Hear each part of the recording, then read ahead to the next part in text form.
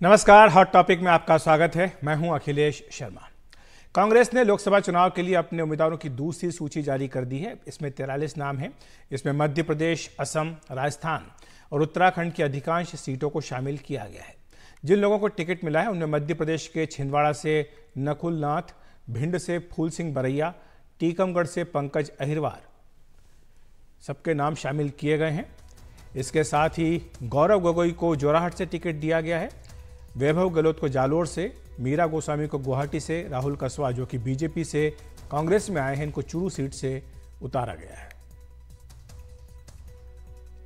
और भी नाम आप देख सकते हैं अपनी टीवी स्क्रीन पर। पोरलाल खरते को खरगोन से, पंकज अहिरवार टीकमगढ़ से लड़ेंगे, सिद्धार्थ कुशवाहा सतना से चुनाव लड़ेंगे,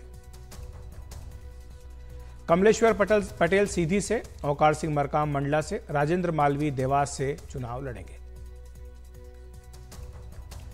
राधेश्याम मुवेल धार से, रामू टेकाम बैतूल, विजेंद्र ओला झुंझुनू से चुनाव लड़ेंगे।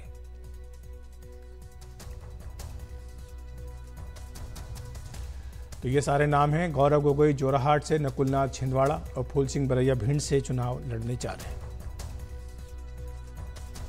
और सुन लेते हैं अजय माकन ने क्या कहा है आज की इस सूची पर। आज 43 कैंडिडेट की घोषणा करी है, जिसमें असम से 12, गुजरात से 7, मध्य प्रदेश से 10, राजस्थान से 10, उत्तराखंड से 3 और दमन एंड दीव से 1 कैंडिडेट की घोषणा करी है। तो कुल 43 कैंडिडेट्स हैं। इसकी मुख्य विशेषता ये है कि इसके अंदर 76.7%, 76.7% SC, ST और OBC इसके अंदर लिस्ट में है। और युवाओं की अगर बात करें, कम उम्र के लोगों की अगर बात करें तो इतने ही 76.7% यानी 43 में से 33 लोग 60 वर्ष से कम है। तो इसी पर चर्चा करने के लिए हमारे दो सहयोगी हमारे साथ जुड़ रहे हैं। हमारे वरिष्ठ सहयोगी मनोरंजन भारती और साथ ही प्रशांत भी हमारे साथ जुड़ गए। मनोरंजन, आपके पास आना चाहूँगा सबसे पहले। इस सूची के जरिए कांग्रेस क्या संदेश देना चाह रही है, क्योंकि 3 इसमें जो पूर्व मुख्यमंत्री हैं, कांग्रेस के दिग्गज नेता रहे हैं, उनके बेटों को दोबारा टिकट दिया गया है।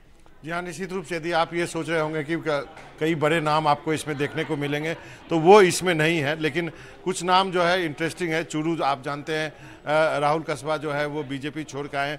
विजेंद्र ओला झुंझुनू आपको मालूम है सीसराम ओले के बेटे हैं, उनको दिया गया। भरतपुर से संजना जाटव, यहाँ पे ये बताना चाहूँगा, जब इनको पिछली बार विधानसभा का चुनाव में टिकट दिया गया था तो सबसे यंगेस्ट कैंडिडेट थी, 25 साल कुछ महीने की, और केवल 500 वोट से वो हार गई थी। तो इस बार इनको लोकसभा का चुनाव लड़ाया गया है। टोंक से हरीश मीना है जो कि पूर्व DGP राजस्थान रह चुके हैं, पूर्व IPS अफसर हैं।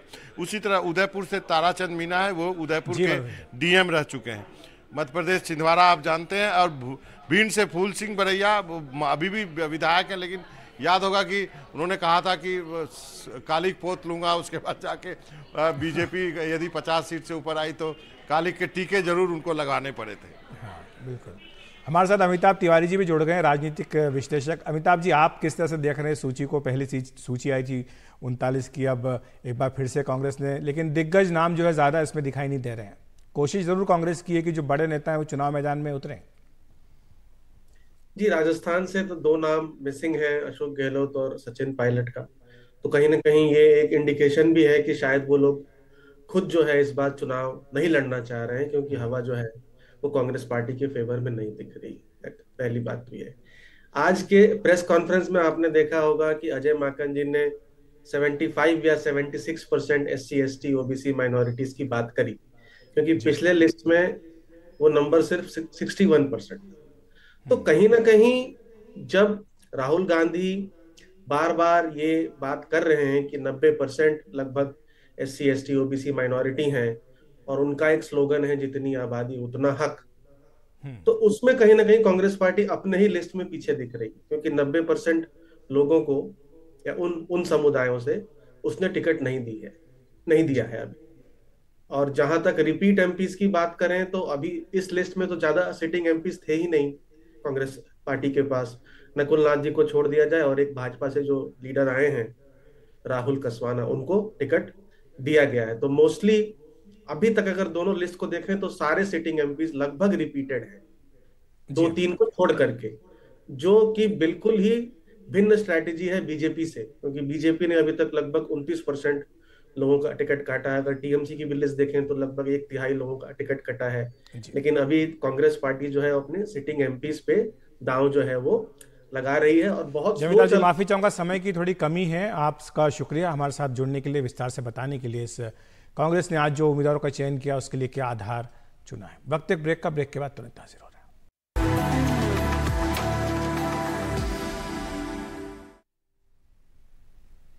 केंद्र सरकार ने आखिरकार 4 साल बाद सीएए को लागू कर दिया है। गृह मंत्री अमित शाह ने आज तेलंगाना की एक रैली में कहा कि मोदी सरकार ने अपना वादा पूरा करके पाकिस्तान, अफगानिस्तान और बांग्लादेश से आए अल्पसंख्यकों को सम्मान देने का काम किया है। उन्होंने कहा कि हमने कहा था कि सीएए को लेकर आएंगे और कांग्रेस इसका विरोध करती रही। गृह मंत्री ने कहा कि बीजेपी ने अपने घोषणा पत्र के पहले पन्ने के हर वादे को पूरा कर दिया है, चाहे वो जम्मू कश्मीर से 370 हटाना हो या फिर अयोध्या में भव्य राम मंदिर का निर्माण करना हो। 2019 में हम मैनिफेस्टो रिलीज कर रहे थे, संकल्प पत्र घोषित कर रहे थे। उस वक्त पत्रकार पूछते थे पहला पेज तो ऐसा है जो कभी भी पूरा नहीं होगा। मैं भी निरुत्तर था। पहले पेज में क्या था? क्या था हमारे संकल्प पत्र के पहले पेज में? पहले पेज में था अयोध्या में भव्य राम मंदिर हम बनाएंगे। दूसरा वादा क्या था? कश्मीर से हम धारा 370 को समाप्त कर देंगे। हमने कहा था हम सीएए लाएंगे।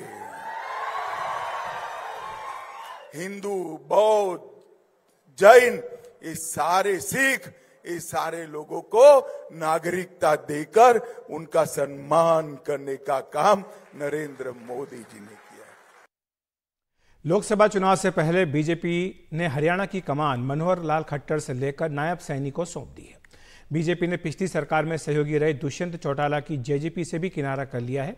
आज राज्यपाल ने जिन मंत्रियों को शपथ दिलाई वो है नायब सैनी मुख्यमंत्री कंवरपाल गुर्जर, विधायक बीजेपी छछरौली और कैबिनेट मंत्री मूलचंद शर्मा, रणजीत सिंह निर्दलीय विधायक हैं और जेपी दलाल, इन्हें भी कैबिनेट मंत्री बनाया गया है।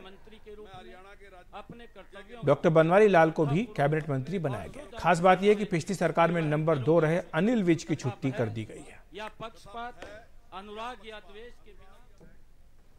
तो हॉट टॉपिक में इतना ही। नमस्कार।